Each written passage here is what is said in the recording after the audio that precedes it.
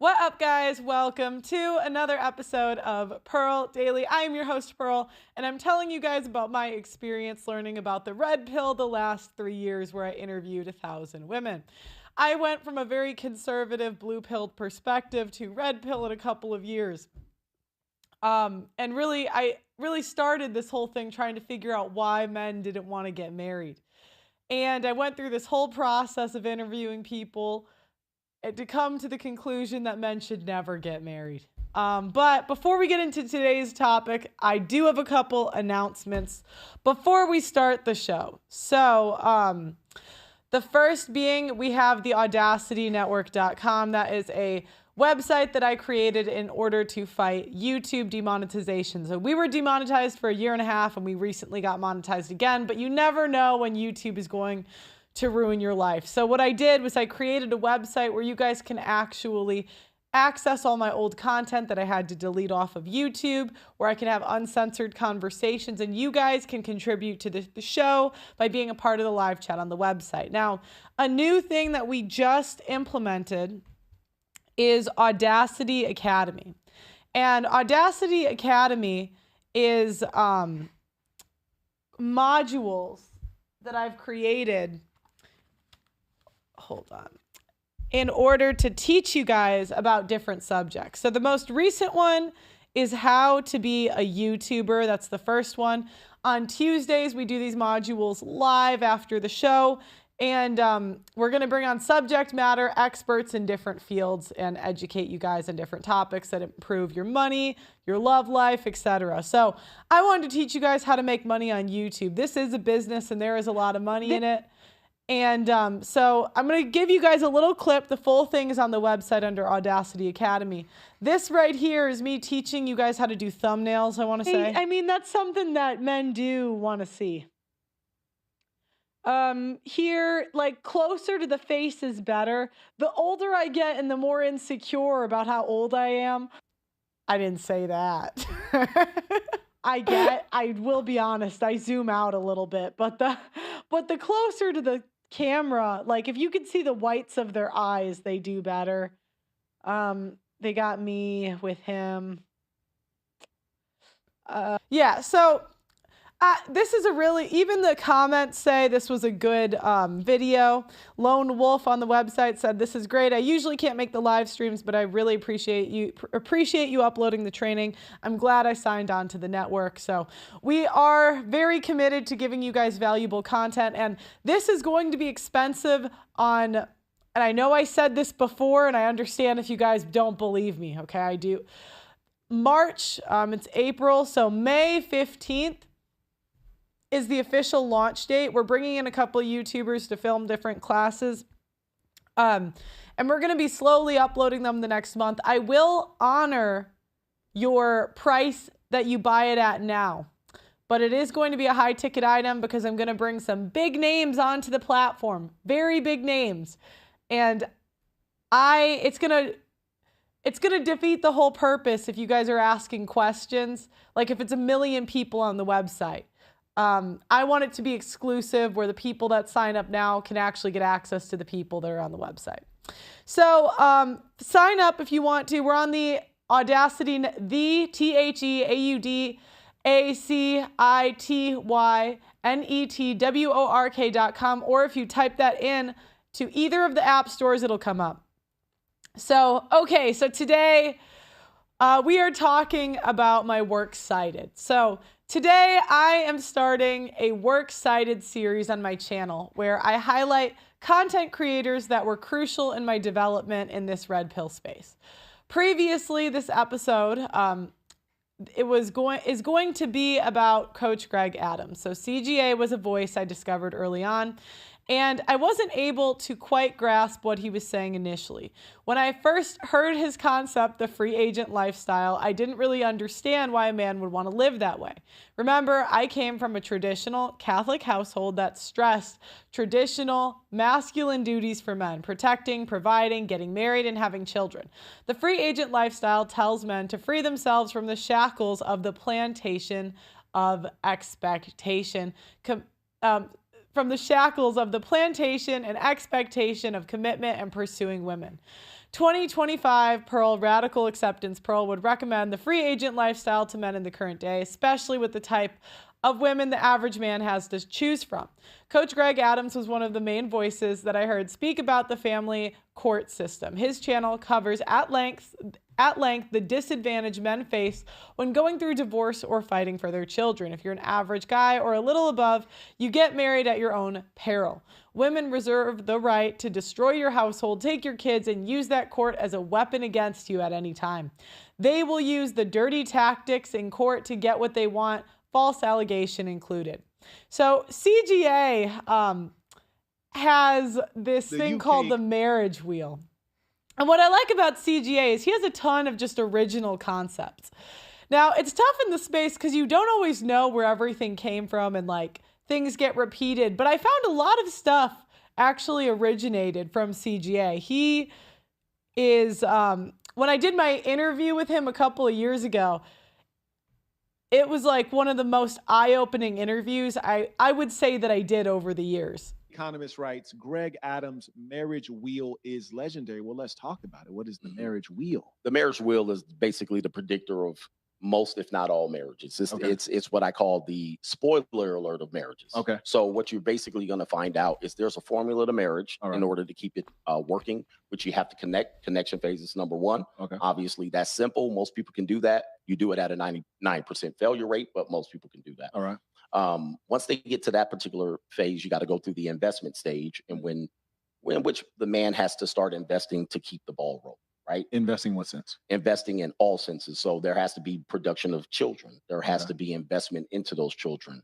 There has to be home purchases, or at least considering that financial investment, cars, vacations. You got to keep this ball up, and particularly.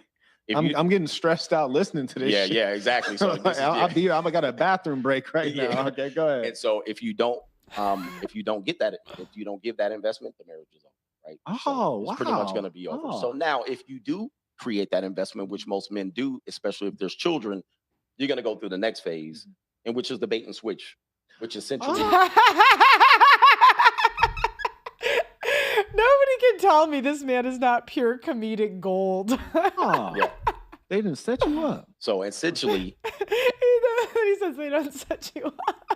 In the court systems where 50% plus divorce rate, you have 70% of people who have been in marriages have at least talked to a divorce attorney.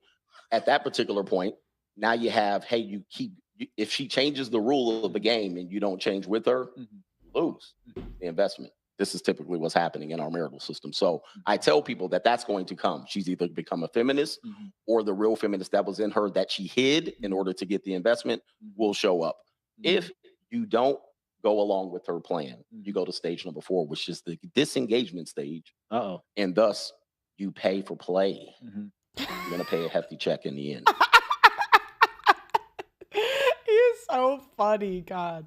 To her, to the system, to the state, everybody benefits. Except you. Yeah, you're the one paying. And then you lose your kids and so forth. So, you said then your children are gone. Yeah, your children are gone. Some men are like, hallelujah, that was the only good part of the deal. Yeah, but you gonna pay for them though if you lose it. Oh no, say it ain't so. The Baker writes, peace to the saints. Coach Greg, do you believe? Do you believe paying for box is a stupid move? Well, I mean, listen. What you spending on that box, Coach? What am I spending on it? Let me see. Let me look at that Cash App. Listen, I've spent. Wait, these 304s taking Cash Apps now? They doing Cash App. Oh, they dangerous out here. They leaving paper trails. I got operating cash on me. COD, cash on delivery. Yeah. Yes, exactly. The most I've ever spent on box was probably $60,000, maybe about $100,000. Okay. Yeah. All right. Tell me more. Yeah. It's called marriage. So the most I've ever spent is $60K on marriage. Okay. And it's definitely a pay for play move. So yes, in that instance, it's a stupid move. But if you want me to go further, let me know. Okay. James writes, Coach is just bitter because his wife forced him into debt. Dang. Yeah. Even though someone told him before their engagement that she had mental issues. #vetting.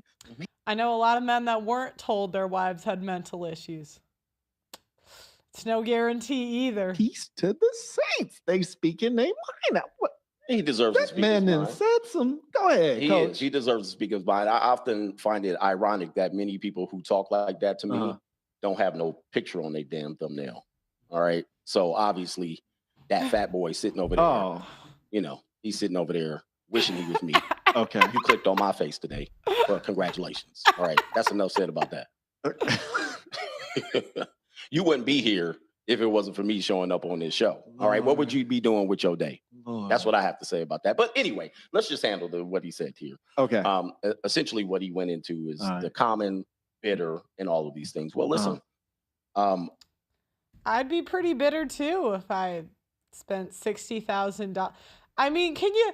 This argument, the men are bitter. Yeah.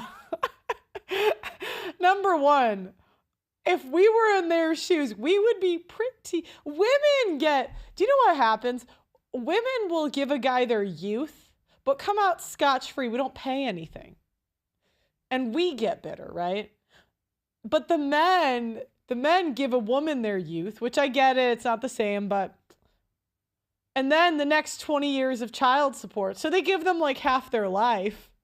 And somehow they come out with a good attitude. I don't really know how. I don't really get it. But I'll interview guys that are going through a ton and they somehow have a great attitude. We try to warn men about these situations. This is why I'm here. When you're saying we, you're talking about like the manosphere or the free agent? Like me, myself. Okay. So what I'm doing is you would hope that there's a person like me speaking out on these issues so you don't walk into issues like that. All right. So I tell people where my flaws were. I tell people where my mistakes from. But what he tried to do was put the mistake back on me when I've already admitted the flaw. It's already in the book, sir.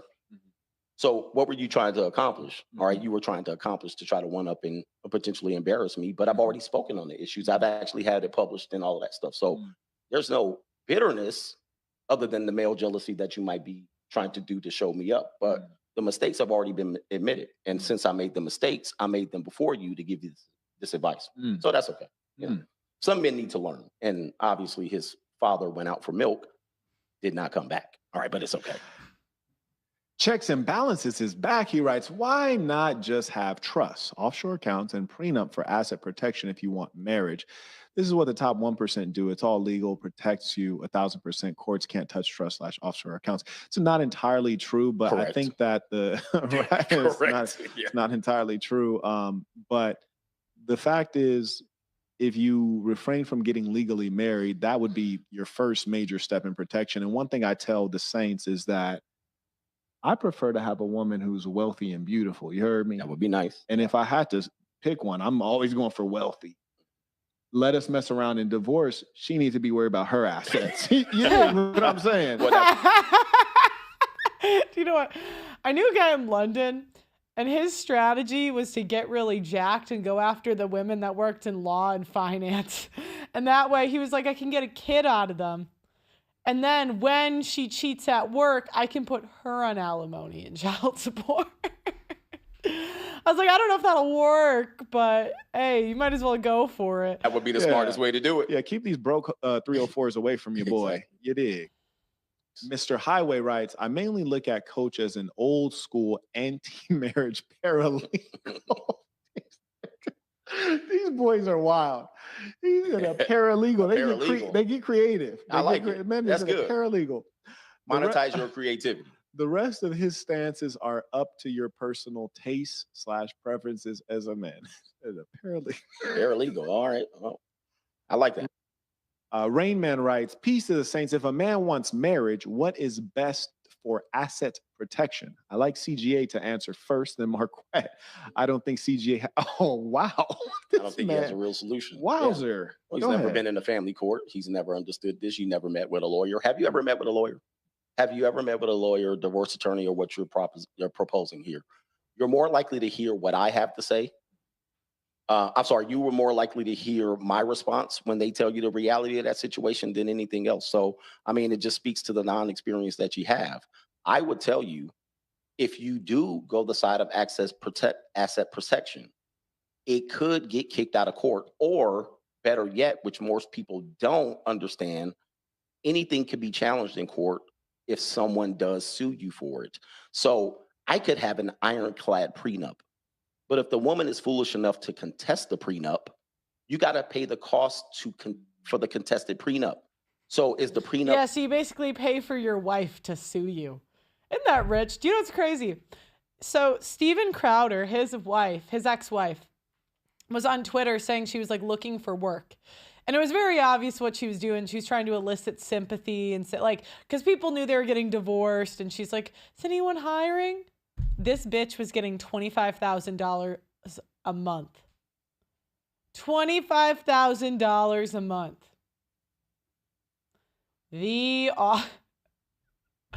And saying she needs money. Could you guys what would you guys do with $25K a month? Valid? It could be, because if they contested it and throw the case out, your prenup will stand. However, you spent the court costs and the time to fight the battle because she was foolish enough to think that she could defend you or beat you. So was it worth it to have the ironclad prenup, or was it worth the asset protection? Everything could be contested, and this is what people don't understand about law. Yeah. A person sues you doesn't mean they have a legit reason to sue you.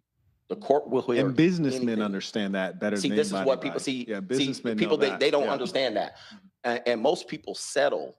Like, say for instance, I had an asset protection plan, and I put it in front of the woman. We married. We divorced. She contests it. Most men will fight it and say F that B, but some men will say F that B, but some men will say all right. Right. They'll settle. For sure. And they still, so was the asset protection worth it? You see what I mean? Mm-hmm. So it's not a clear and cut and dry answer. You want a solution on a YouTube video. Why don't you invest some money to meet with a divorce attorney instead of using the opinions of us as the end all be all? That's what I would tell you. And I tell everybody that in my books, and I would tell everybody that on my video. I actually have a free book that tells everybody, go meet with a lawyer. I'm not the end all be all. But I'm telling you the experience here because I'm handsome enough for you to click on my face. But anyway. In short, there are a number of tactics you can utilize. And one thing we know for sure is there's asset protection and then there's asset invisibility. It's one thing to protect a known target. That's difficult. It's quite easy to protect a target people don't know about. And there are options that you can take. And obviously, if you wanted to take those, you'd want to have a conversation, one-on-one in private. And as far as attorneys have, for the most part, limited knowledge. If you get to a very high level attorney, they can make recommendations and introductions to you. When you have an accountant and attorney, they're a part of your team, and the best one is able to say, "Hey, man, look, I can tell you how to litigate this if it goes to divorce court. But I can also recommend you to this banker in this particular locality who can set you up with X, Y, and Z." Like, they're a part of a team and they know how to get things done. That's really what you want. One more thing to that. A lot of times what men find out is when they go this route, that some attorneys are a part of the bar association, and they kind of work in collaboration to keep men in a financial position to pay, right? Most litigation. I sat by a guy on a plane, right? And this guy was telling me about his divorce because I'm a plane talker. I know I'm like the girl you don't want to sit next to on a plane because we're gonna chit chat. Do you know what I mean? Like, this is 2025. I think I should have been alive in the 90s. I think I should have. It's really unfortunate. I mean, I was like 4, but it's unfortunate because now people just stare at their phones and whatever. I'm a chit chatter now. So when I was on the plane, he was telling me how he hired an attorney, and the attorney was doing such a good job that he started arguing for the attorney, or a bad job that he started arguing for the attorney, fired him on the spot, and then represented himself. And I think it's, and then won custody of his kid. And I think it's because, I think a lot of men, I've heard that a lot of men can argue their cases better than the attorneys. I've heard that. Because like the bar association, that would make sense. Because if you're a rich guy, they want to keep you in court forever. Why would they not, And these divorces that you're trying to say are brought forth by women. Oh, absolutely. Right. So overwhelming majority. We're talking about 80, 90%. If women were unable to bring these cases forward, there would be no court. There would be no attorneys. These people wouldn't have jobs. In essence, their solution sometimes, and you'll find this, I've had attorneys tell me, well, just pay the money, don't fight. I've been told that more than to fight. Correct. Yeah. And I've been told that for sure. in terms And I'm not of, talking about in terms of women, just in general. In general. And sometimes, it's better to just pay the money. So in essence, you might think these attorneys are going to give you advice to asset protect, but their real key is to keep these things going. Their money is in bringing women to the court. Their money is not into keeping So let's see what we got. So then we got there is no God in marriage in the United States. People on the West. Oh, is this when he kicked Hafiz's butt? Oh, this was so funny. Oh, this was one of the funniest things. So, if you guys didn't know, Hafiz debated CGA on this show. And by the way, this is pretty early when I got into the manosphere. This is like 2 or 3 years ago. Let me see the date on this. 2 years ago. Okay. And I debated Hafiz the next day, and he just like spurged out on me. It was like the weirdest. It was just strange. But I didn't know he got like dunked on by CGA. Yes or no question. But So, Hafiz, what's your issue with this? Go ahead. So it's always an interesting conversation because to me, like one of the things I'm obsessed with, and Dr. Peterson talks about this so well, is that the more your words are in line with the truth, the more powerful those words are. And I don't know where you are, if you believe in God or not. I don't know who kind of person you are, but like when you line your words up with God, like that's when, to me, your words have the most weight. Dr. Peterson, that's why I feel like he's so powerful. His words transcend humanity and it speaks on this divine level. And so to me, when you're giving advice, your advice has to be as in line with what God believes the world should run as possible. That's the dumbest thing I've ever heard. The equivalent of that would me saying, just assume your girlfriend, before she met you, she was a virgin because that's how God wanted the world to run. Don't assume she hooked up with guys before you. No. God wanted her to be a virgin, so she's a virgin. And so to me, the best advice benefits men and benefits women. That's the best advice. To your opinion, we had 70 years of advice only benefiting women and men suffering as because of it. That is a lie. That is wrong. And the opposite extreme is wrong as well. A world where it all benefits men and the women don't benefit, it's wrong. That's why it's about the balance. And so to me, I'm very curious I love her questions because it was like, it's not a gotcha question. It was a genuine, serious question. Shout out my guy, AMS. I love AMS. He did a video about, advice I would give to my daughter where he actually answers the questions directly. And so to me, I'm very interested in those questions because like when I would watch Kevin Samuels and God Rest the Dead, and it was so powerful because he would always push women to being married because he knew. Do you think these hoes want to get married? Like this is the problem. YouTubers start to think they're literally God, right? And they think that if you like, this is what I get a lot. They're like, Pearl, why don't you tell women to be better? Why don't you have a solution? Do you think? Let me get this straight. Pearl saying, don't divorce rape your husband. Like imagine you guys who've been married before, your ex-wives. Imagine if they saw my video and I was saying, guys, do not put your husbands through hell in divorce court. Don't get divorced. Do you know what they would have said?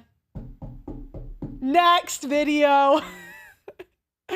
Do you think I am going to stop a scorned woman? You guys have got to be out of your freaking mind if you think I have that kind of pull. Nope. I just try to say, hey, this is where the world's going. Adapt. Dude, the beauty and the value and the protection and the safety, like being a woman and being married. Nobody wants their daughter to be 41 years old, single, baby mama of 3. Nobody wants that for their daughter, especially if they want kids. So to me, I think the part of the conversation needs to be, is this information benefiting both human beings? Is it benefiting both human beings? My question is it true, right? Gen Z is the most the biggest group of women ever to be on OnlyFans. That's not a fun thing to admit, but is it true? When you're on Team Men, it only needs to benefit Team Men. If you're on Team Republican, it only needs to benefit Team Republican. If you're on Team America, it has to benefit all Americans. If you're on Team Human, it has to benefit both males and females. So that's why I loved her questions, because I think the best, like, I can give my hardcore advice to benefit men, and I know without a shadow of a doubt, the most hardcore advice that benefits men simultaneously benefits women. One more thing I'll add to that, and I hope I don't mean to offend you. There's no God in marriage in the United States. So Oh! He just dunked on his ass. CGA is so good. They need to, I wish I could see CGA on like Pierce Morgan or something. Like, I would love, it's so unfortunate because I get invited on these shows and I'm happy to be invited. I'm going to do, the best I'm going to do the best I can. I do my best, right? But some of these guys are just, they are such good debaters. And they would kill on some of these big shows. But they'll never have them on because, it's just how these big shows operate. I think they would be too detrimental. Like, they would just kill. And they would make the hosts look so bad, they just wouldn't do it. That's kind of misleading. And people will find that out if your marriage is destroyed. You go back to your pastor and you say, hey, my marriage is being destroyed. He has no power over that because it is a state agreement. So I will bring you back to make sure you understand, and I counsel men, there's no God in marriage. That's been gone. Listen, it was an old idea. It's absolutely gone unless you live in an American South. Most people on the West Coast, many people in the East, Midwest, there's no God in marriage. So we break that down. What do you mean there's no God in marriage? There's no God in marriage. So people get married. One of the things that they will do is they will seek counsel of the church. And then as such, the guys will give them guidance and it will be biblical principle. However, they will say, we can't do anything until you sign this state-sponsored agreement with family law context, all right? They're not going to have a Bible in there. They're not going to have a Bible in that divorce court. The judge is not going to ask you, do you like God? And what about God in your marriage? There will be no context to that. How many of you guys got divorced by a Christian woman? Happens to the best of us. It really does. They're very good at deception. They learn it from a young age. Because think about, all right, if our nature as women is just whores, like, let's just be honest here. When women are given freedom, we just pick whore. And so the Christian women from a young age have had to hide the whore, right? They've had to, from as young as we want to be whores, we have to hide the whore. So the Christian women are almost the most deceptive. It's like the biggest red flag. And such, what is the overriding principle here? Does he Your have a marriage point there, is state funded, No, not God funded. That was such a good line. Sorry, I don't mean to scream. Sorry, guys. But God, you hear that? Your marriage is state funded, not God funded. Imagine if he said that on like Pierce Morgan or something. I wish one day they do. I made a random point that I didn't make it random. I told you that this will offend first, you, and what it's did I now say? offended you. What did I say? No, it didn't offend me. You're just wrong. Let me say what I'm wrong. Wait. Let me finish. I'm absolutely right. Let me finish. There's no God in the marriage in the United States. Then you can talk. Let me finish. No, hold for a second. Let me finish. Are you going to say there's no God in marriage in the United States? Coach, finish your point. You're saying there's no God in marriage in the United States. Correct. Got it. That was his point. So now I'm going to talk. So I made a point and I said, if your truth aligns with God, that truth is most powerful. That's what I said. If your truth aligns with God, meaning the word that you speak aligns with God, those words are the most powerful. Then he made a point saying there is no God in marriage. So first, that's a semantic Oh, this was so good. thing, because God is everywhere.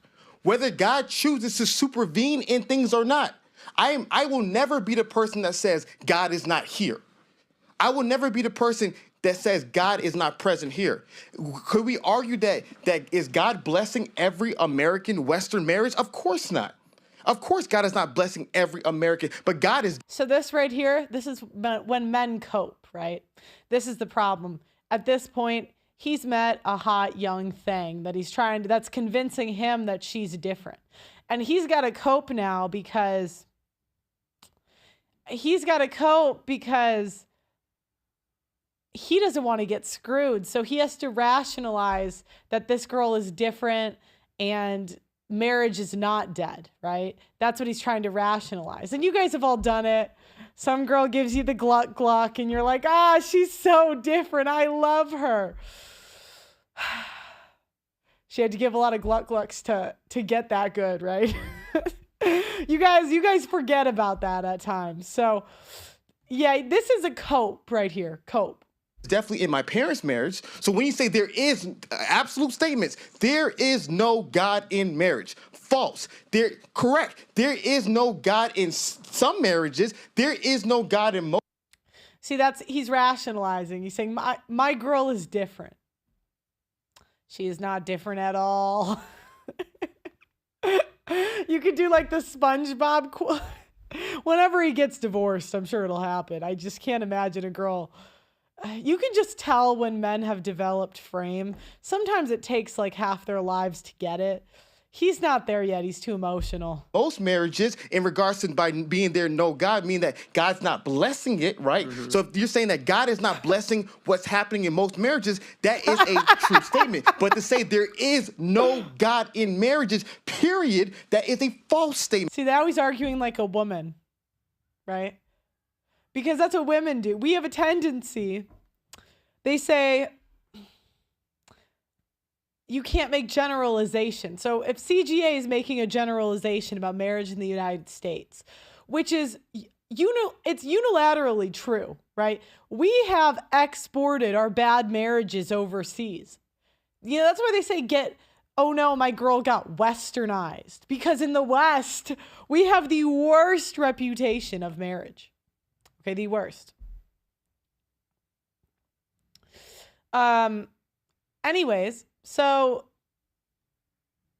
he is obviously going to cope. He's going to cope. Because God is in my marriage and God is also in my parents' marriage. And I will continue to say, when it comes to even understanding the ideas of God, God gives human beings free will. It's a very simple concept. You can freely sin or you can freely obey. And God, like a good father, if you want to touch the stove, you can touch the stove. And so to me, I just think when people make statements like this, this statement makes me feel icky. That's what he's saying. Like, how do you expect people to feel? There is no God. What are you, a woman? Anybody to feel. I want them to know. Yeah, but okay. Do you know what? He did this to me when I had him on, he just monologues, and then if you interrupt him, he's like, I'm still talking. I'm like, bitch, you've been talking for like 20 minutes. Hey, want them to know I'm can't feel anything. I'm talking, and then you get the opportunity to talk. So to me, it's how do you expect people to react? And so my biggest thing is that what I'm only communicating in regards to the marriages is that if you are a man, do your due diligence.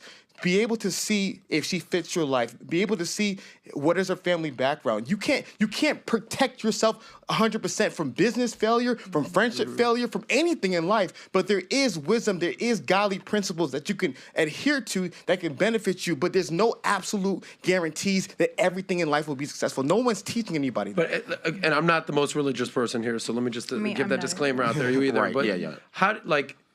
I feel like God is all faith. It's all. I believe in this, and no matter what you tell me, you're not going to convince me otherwise, because this is what I believe. I'm sure that there's tons of marriages out there that they believe, they go to church every Sunday, and then next thing you know, they get divorced, and God was in their marriage. So I'm just trying to establish what a godless marriage is, or God-filled marriage is, like how that genuinely curiosity, like how that works, because he's saying no. Is Nala in a God-filled marriage?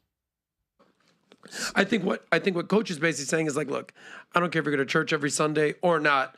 At the end of the day, your marriage is between you, your significant other, and the state. Right here on earth. Forget about it. Not in the clouds. And that's essentially what he's saying. Did you ask him a question, or no? I'm just bringing this out to the panel. What we tell people is that hope is not a strategy. All right, hope is not a strategy in anything. I hope my business goes well. I hope I don't get injured today. I hope I succeed today.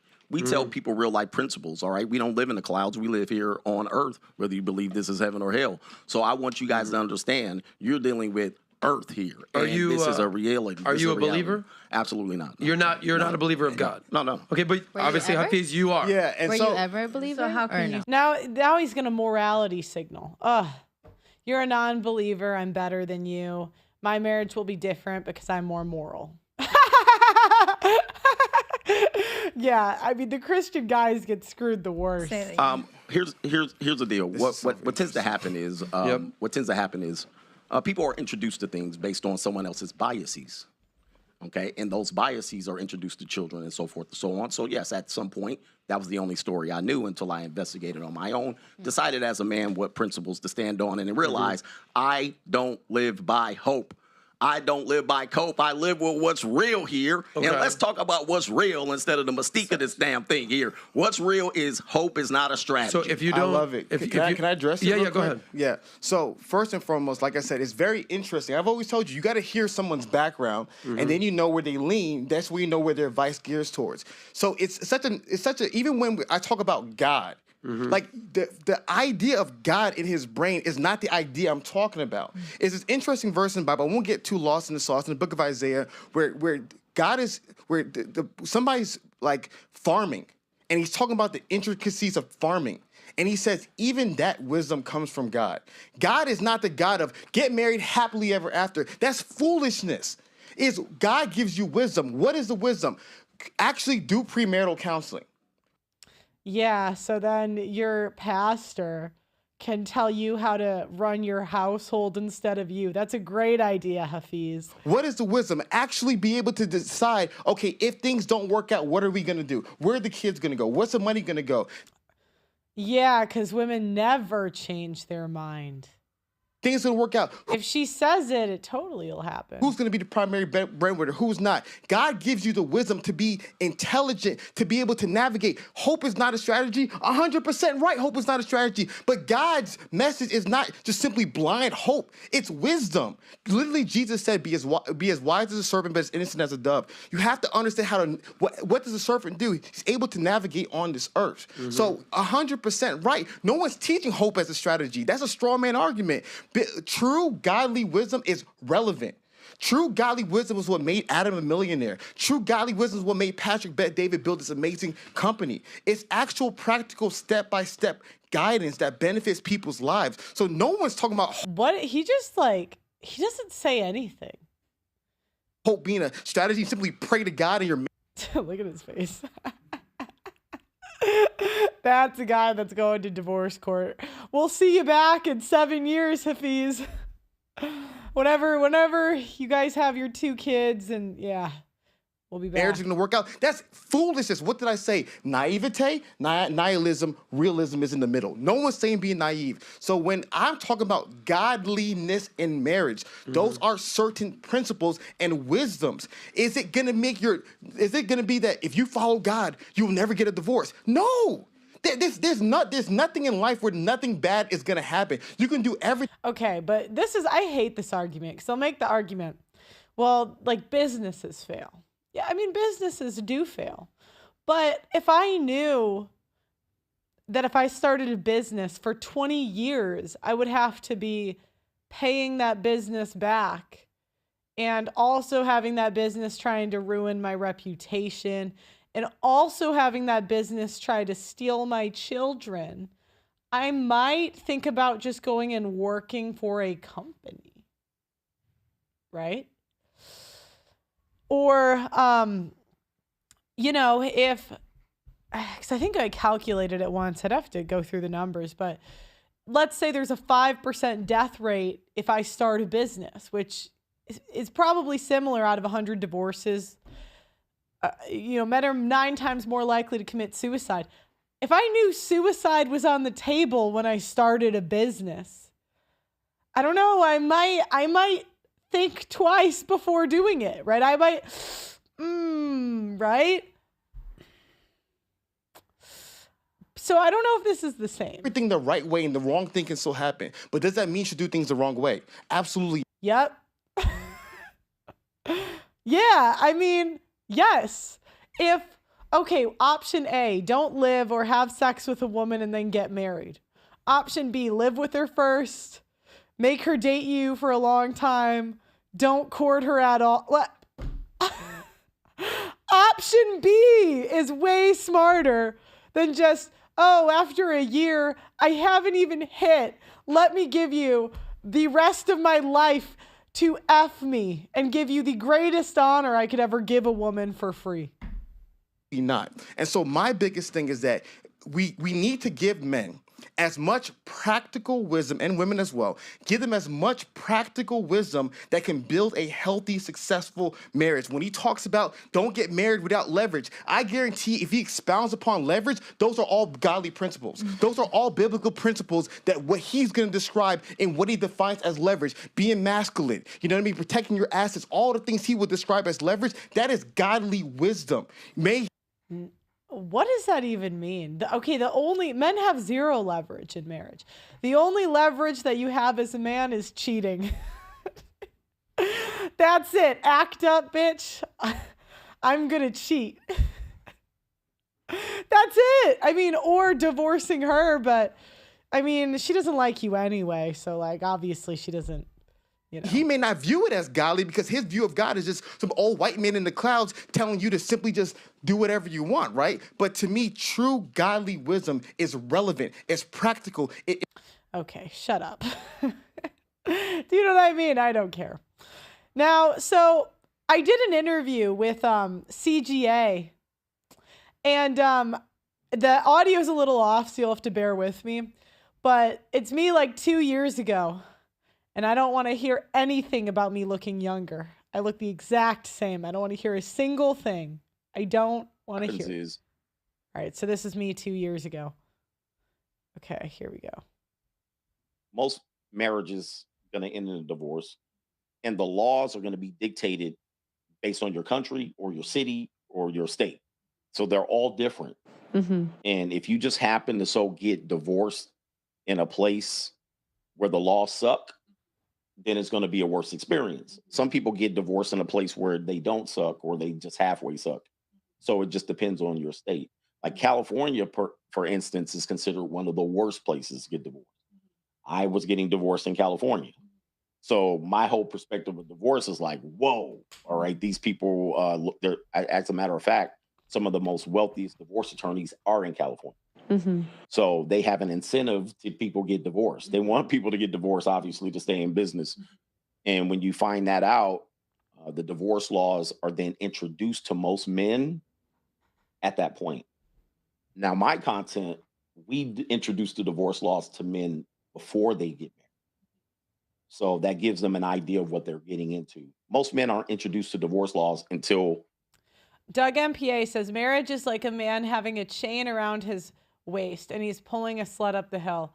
On the sled is a woman stabbing him in the back with a small knife 1,000 times. The woman says, I'm divorcing you, and then it's done. Because the women, we're basically paid to leave, aren't we?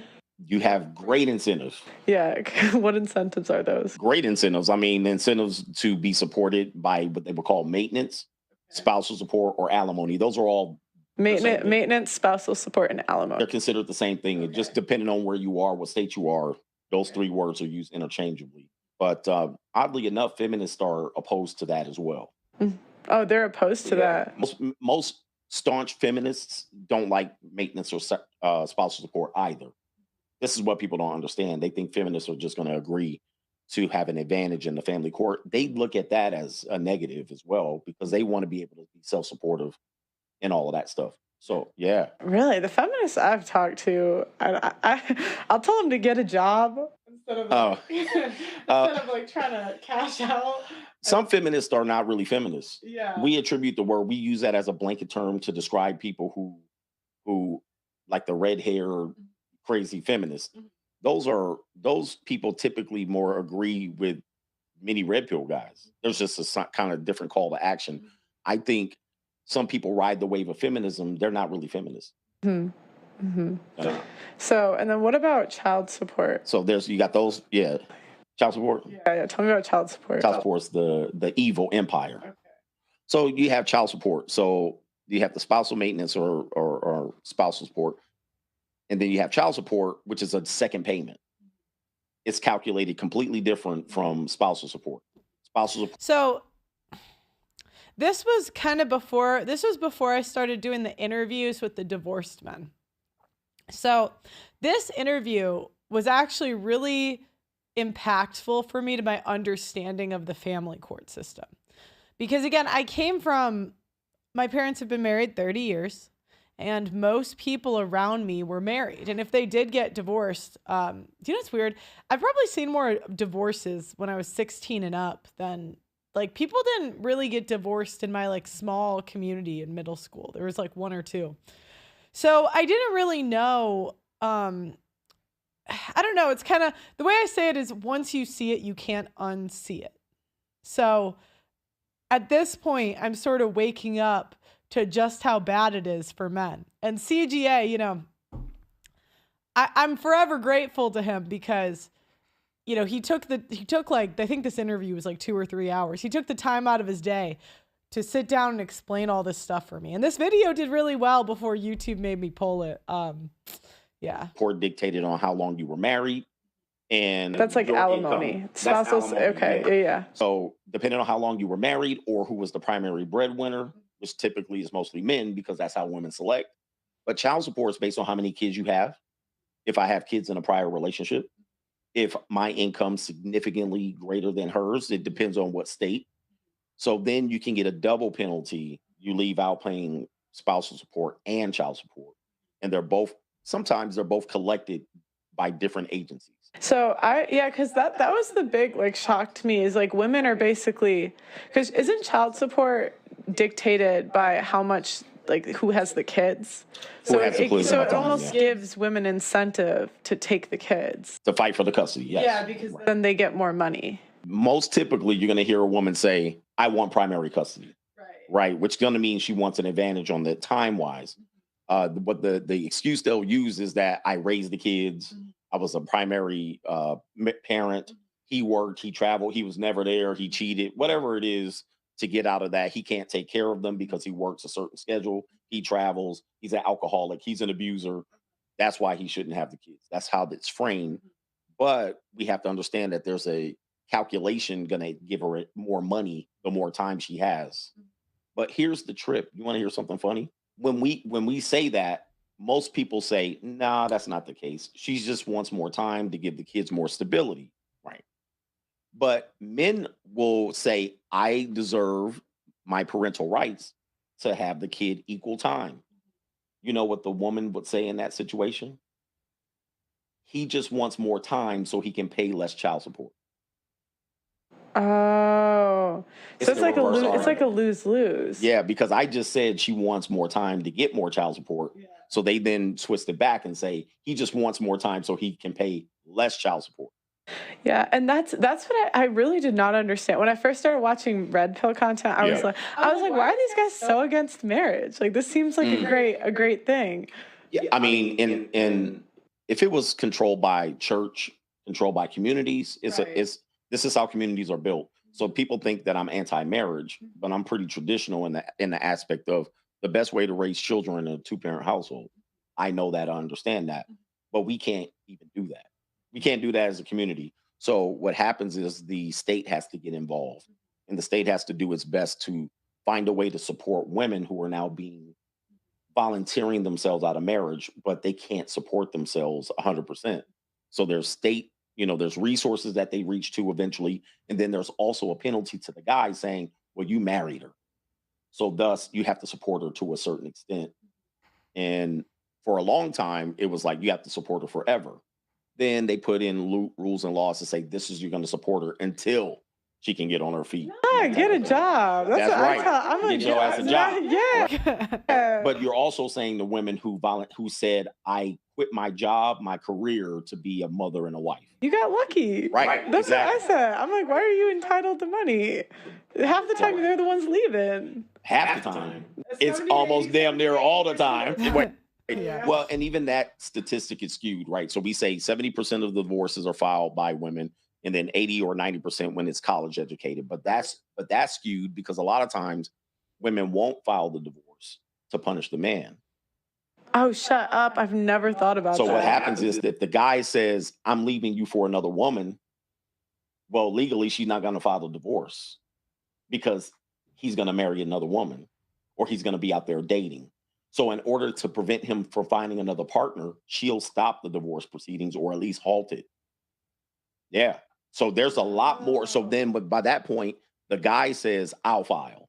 So then he files and gets the process started. That's only one of the, because otherwise he knows he's going to lose.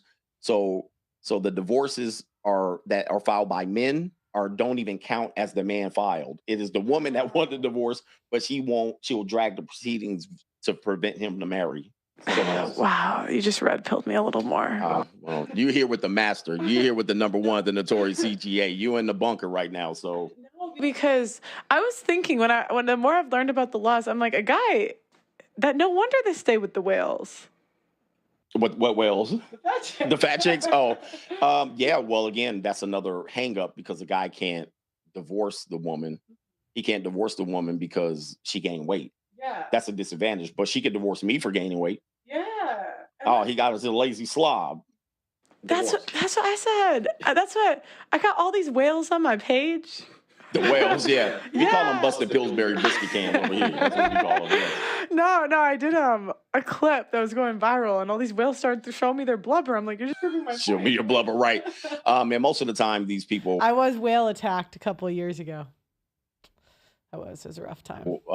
Obviously, the guy didn't marry her in that state many times. So now she's not who he married, and we call that a bait and switch. Yeah, that's what they do. They get the ring, and and then they're like, I'll just let myself go. And there's no penalty for her. He gets penalized for letting her go.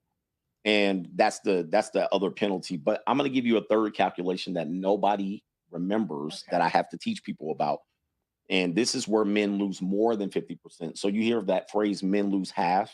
Well, men typically lose 75% of their income or resources because the third calculation is how property is divided, how pensions are divided, how retirements are divided, how, if you had a business, how's that divided?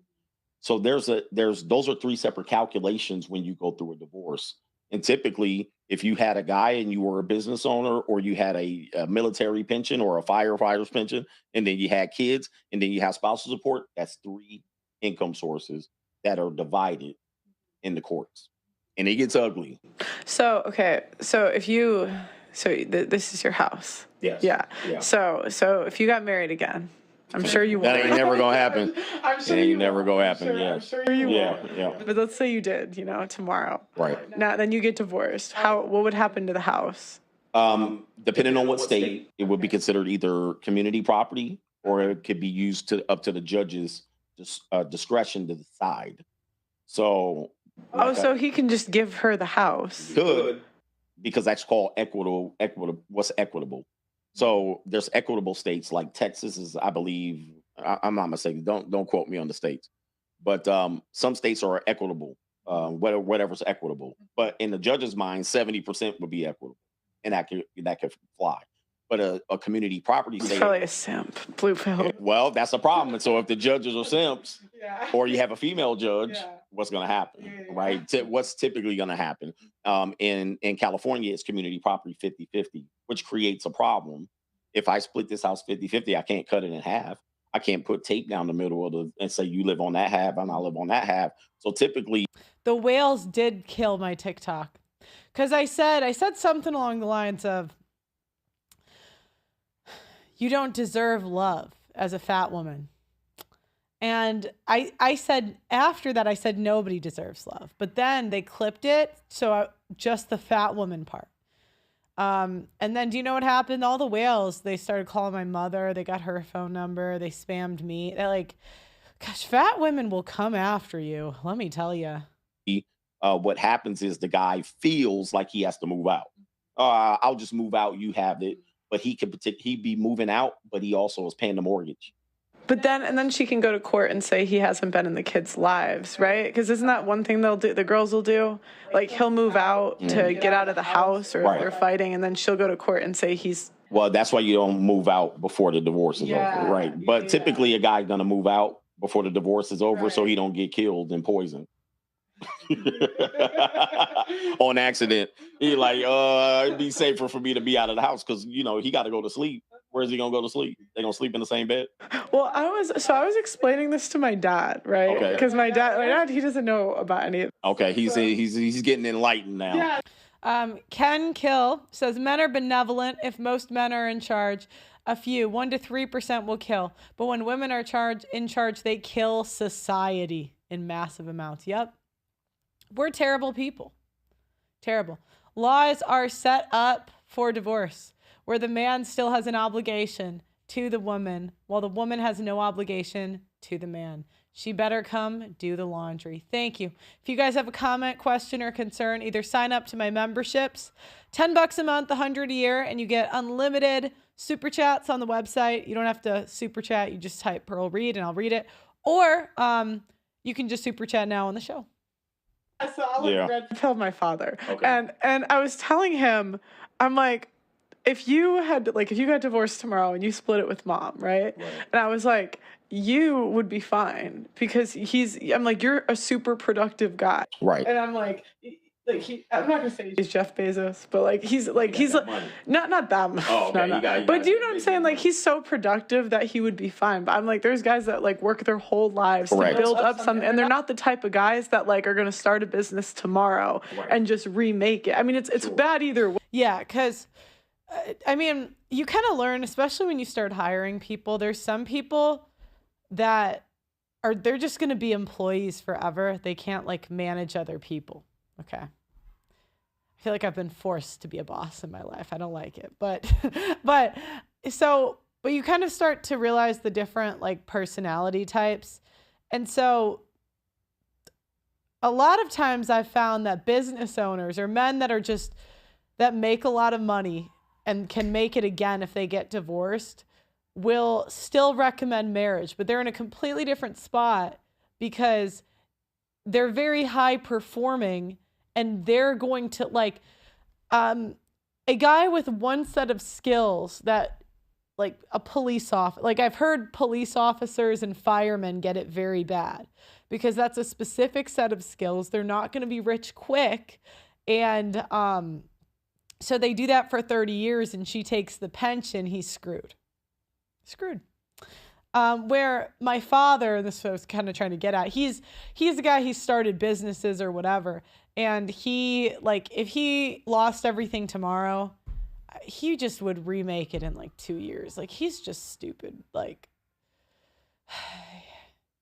don't even deserve a channel. My father deserves a channel.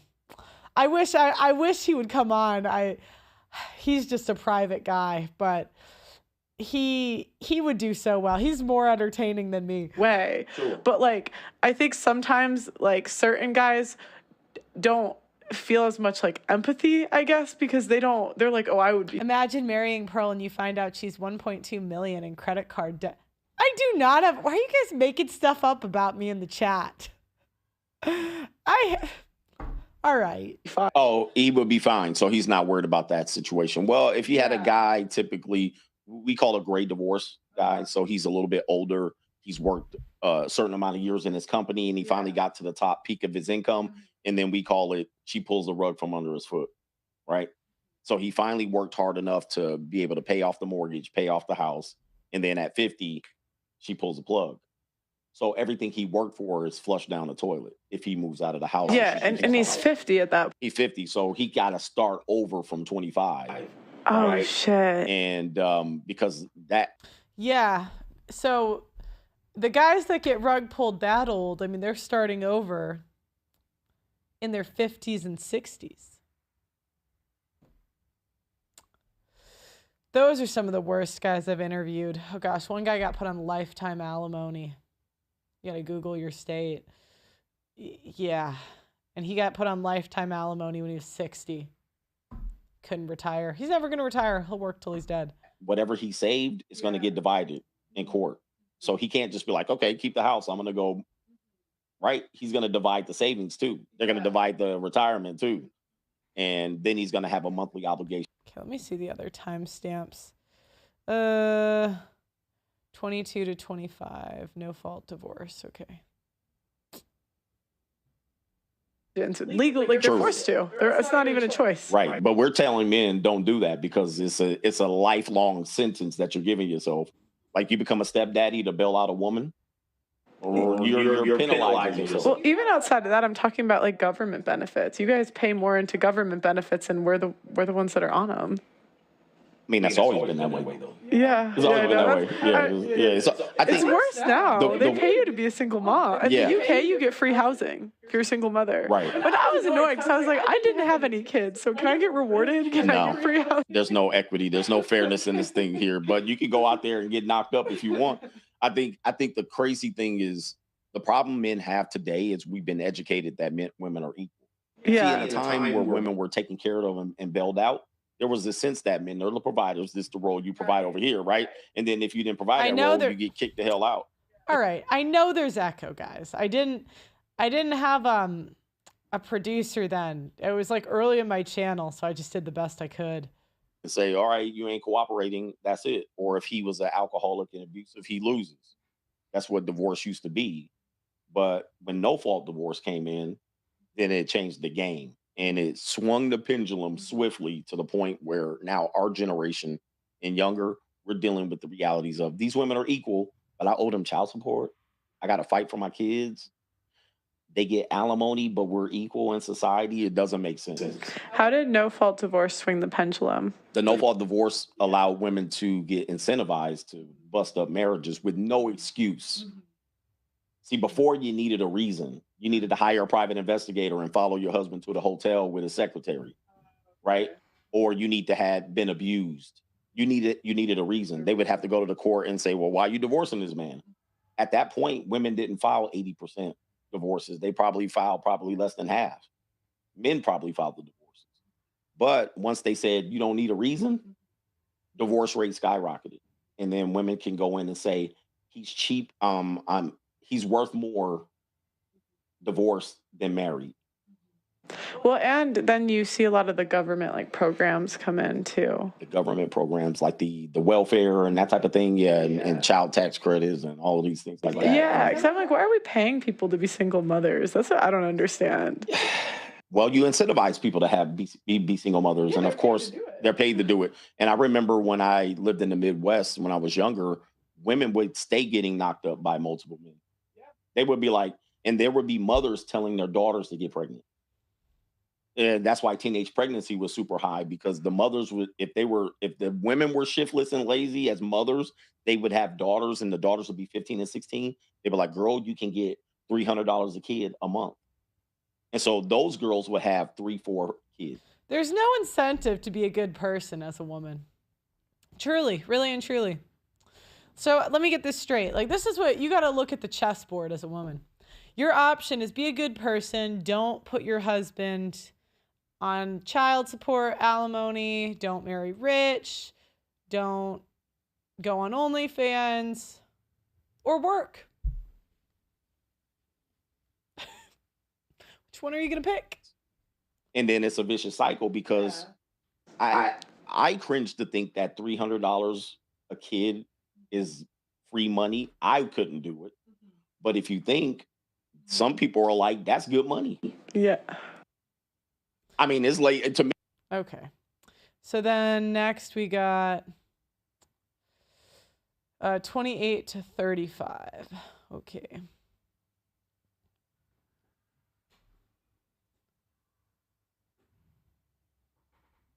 You can get like it's if you said, I can't afford to have this kid, I need child support.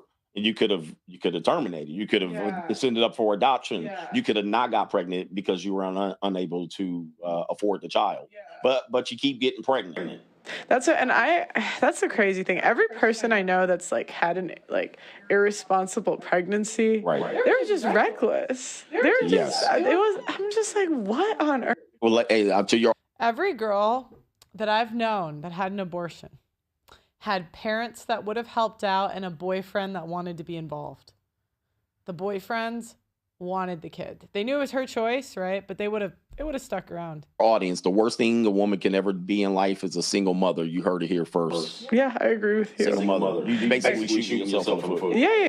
So I have no sympathy for single mothers out here, although I was raised by a single mother. But I always tell my daughter, never be that.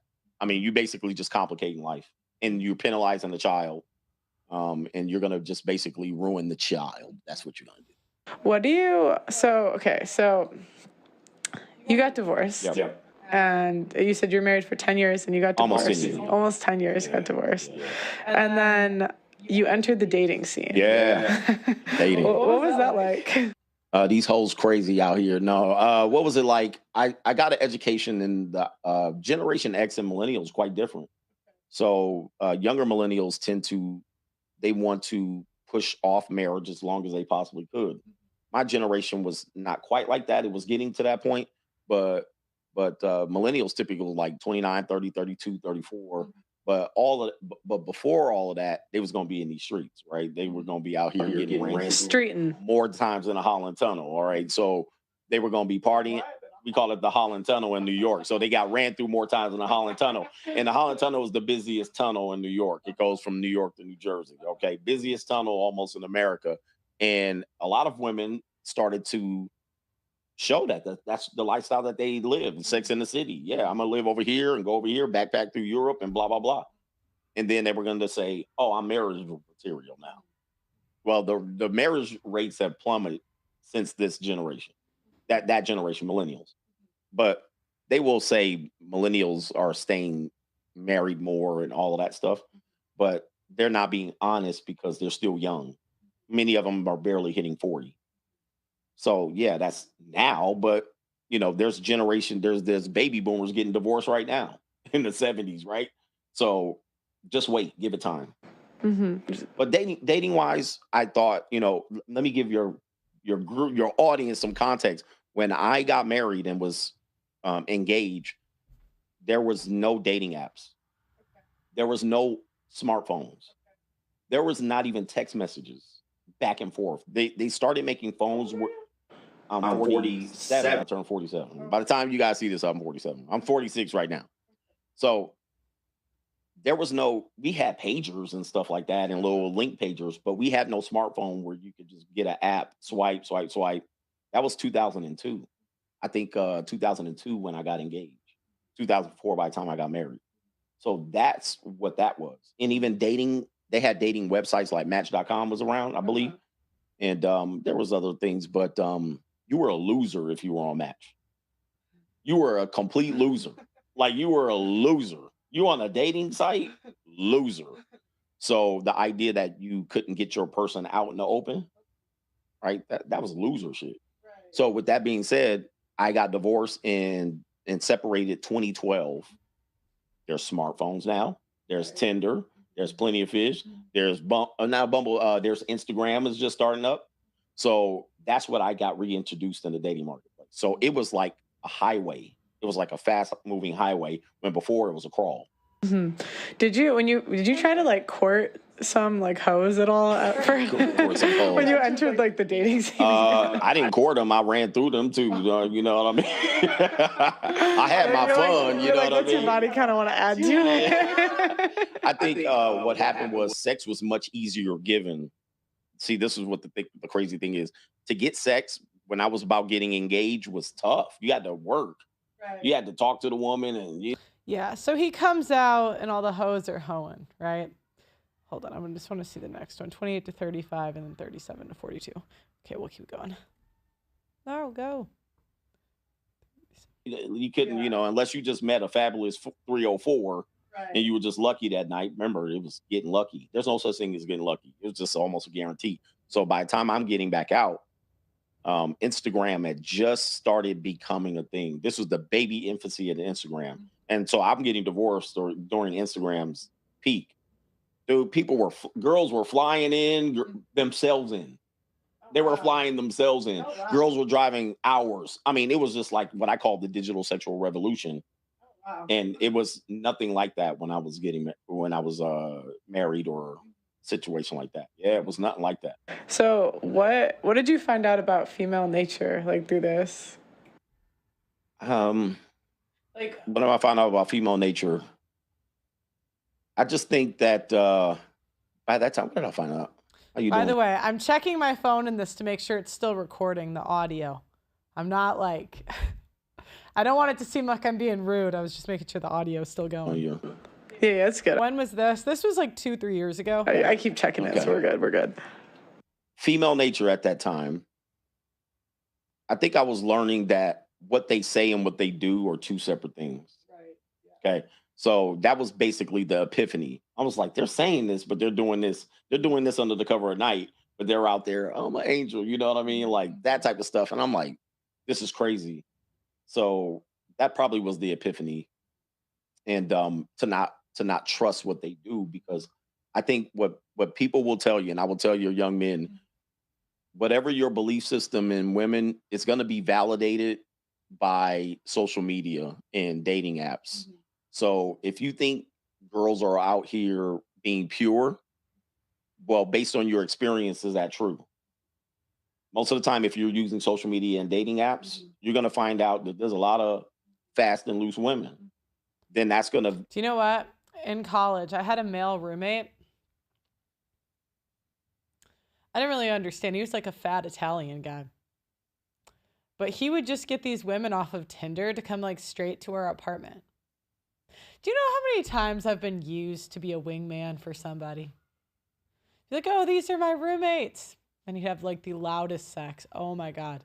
And like 4 or 5 days a week, I would meet all these different women. I'm like, what the hell? Validate what your belief system is going forward and backwards, right? You're going to look back on a relationship. Damn, my girl disappeared all the time Friday at 8:00. What was she doing? You know, she was learning how to use her easy bake oven, or she was getting piped down, right? She getting piped down most likely because it's easy. So you will know that because you'll be the guy piping women down that Friday. And, you know, and when she goes radio silent on her guys that she's dating, she got multiple options. And also when you get that text message, this is the text message. I don't know if it's popular now, but oh, I fell asleep. You know, you text them at 8:00. Oh, I fell asleep. She texts you in the morning. Oh, I fell asleep. You know, I'm getting back to you. Well, based on your experience, you know that that's not true. She was getting ran through. As we call it over here, she was getting her insides pushed to her esophagus. That's what she was doing. She wasn't just falling asleep, you know. So what about the guys that say not all women are like that? That could be true. Yeah. That could be true. I mean, people will say there's no unicorn, there's no any of that type of stuff. If you believe that not all women are like that, I tell you, roll the dice. Roll the dice, bet on. This was a really big turning point. I really liked this concept. It's a roll of the dice. And I found this to be very true because I would interview men that were divorced, and then I didn't see any commonalities with the traits of the women or the backgrounds of the women. So I would find Muslim women that did the same thing, Christian women that were completely in their guys for, like, there's women that converted religions for a man, and they converted right back after divorce. Didn't mean anything. Nothing. Nada. Owner. And then you'll find out whether you're going to win or lose. But I think we talk in generalities here. Right. I can't talk specifically about who does what. But I have some women that I would thought never was 304s. Mm-hmm. And when they got to the crib, they was full on 304s. Mm-hmm. And then vice versa. Some women I was like, she is scab peeling skeezer. And then all of a sudden she get to the house and she's all nervous about things. You know, what the hell's going on? So mm-hmm. it's all different. Yeah. So okay, I think what was the next part? 37 to 42. Okay. 37. Okay. Yeah, I interviewed him the next day. Okay. Oh, we were talking about Hafiz. So look, he should know how content works. Right. I'm saying my channel is about Ferraris, and then you want me to tell me you drive a Ford tomorrow? What the hell you want me to do? You know what I mean? Like, he did that to me too. He did that to me. He did that to you? Yeah, I interviewed him the next day. Okay. So look, he should know how content works. Right. So I think that's where he's authentic. He's not authentic because he knows how this works. And now you're telling me to be balanced based on your interpretation of how it works. But that's not the conversation that we have on social media. I think people tend to subscribe to channels that have a certain message. Period. Now, if you go off that, if I invite you into my channel and say, this is what we're talking about, and the next day I flip to try to have a balanced conversation, That's not authentic. But then his argument is, well, you're only doing it for the money. Look, this is how social media works. You know, what are we doing here? Are we going to have an authentic conversation about how social media works, or you want a balanced conversation? But it can't be both. What do you think? Do you think men should get married today? Should men get married to? It depends on your position. So I tell men, and a lot of people get this wrong. They think I'm against marriage as a principle. That's wrong. I'm against state-sponsored marriage, and I'm against men getting married without information.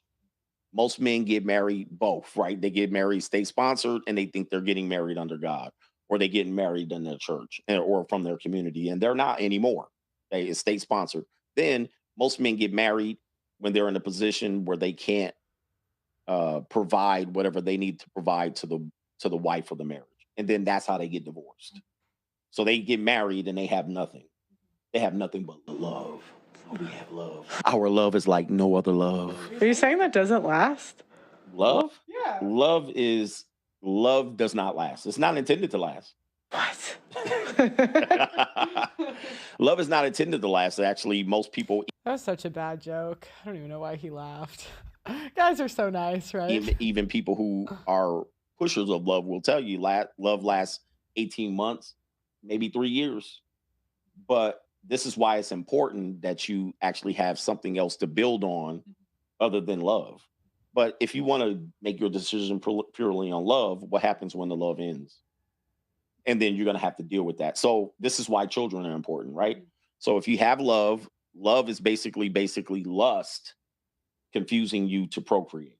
That's nature. It gets this attachment. It feels good. I hope everybody experiences this. It's great. As you get older, it's less and less. For men, you'll experience it less and less. This is just how it works. I think that's true for everyone. That's true for everyone. Like, you know, But women use love, though. They use love to manipulate men into marrying them when they've already been ran through.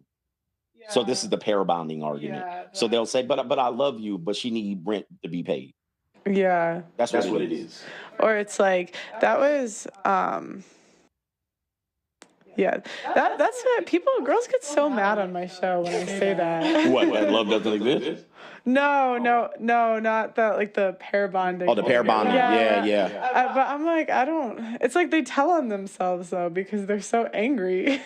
Yeah. Like, why are you this mad? Right. You shouldn't be this, Rebecca, you shouldn't be this mad. Well, the proof is in the pudding. All I say is just look at the results that we have out here. Yeah. If you have, for women, unfortunately, if your sexual partners pass a certain number, what you're doing is manipulating. It's not love. There's no way it can be love. Now, you can be attached. People have to understand love and attachment are two different things. And you can tell by when the relationship ends if you had an attachment or love. See, a person that had love, they'll have their feelings hurt, and then they'll be indifferent to the person. They may be like, well, I just want. But a person that had an attachment is like a parasite. They'll try to kill the person. They'll hate the person after they broke the attachment because the ego's involved. There was never any love. What they'll do is they'll go attack the person. Yeah, it's like a parasitic relationship. So once the host shakes the parasite off, the parasite hates the host, right? And so the parasite will kill the host by all means. That's attachment. And so if they loved them, because I almost think like, okay, because when I think of girls, like I feel like the girl, if she hates her ex, she still loves him. If she hates her ex, she still loves him. Yeah, because you don't, like, I feel like hate is closer to love than like, I feel like if a girl doesn't talk about him, like, then she didn't care. Okay, so, but my rebuttal to that is you don't destroy something you love. Typically, if there's hate involved, she's trying to destroy, embarrass them. I don't know. My experience, what I have seen is that when women hate the ex, he could still hit. Do you know what I mean? Like, that's what I've seen. When women hate the ex, yeah, he could still get it. Watch out for your girlfriend's least favorite ex or wife. Ego. So what she'll do is drag him through divorce court, take him to child support, trying to penalize him and hurt him, take the kids away, don't let him see the kids. That's okay. What else do we have? Oh, that's it. But yeah, so that's my That's my works cited show. I want to do shows where I just, you know, zoom in on the people that really inspired me in the space and really gave me like light bulb moments. I like to credit where credit is due, and he has an awesome channel, so you guys should go check it out. And let me know what you guys think in the comments. Make sure you like the video on your way out and go to theaudacitynetwork.com. That's theaudacitynetwork.com to sign up. And thank you guys so much, and I will see you next time. Bye-bye.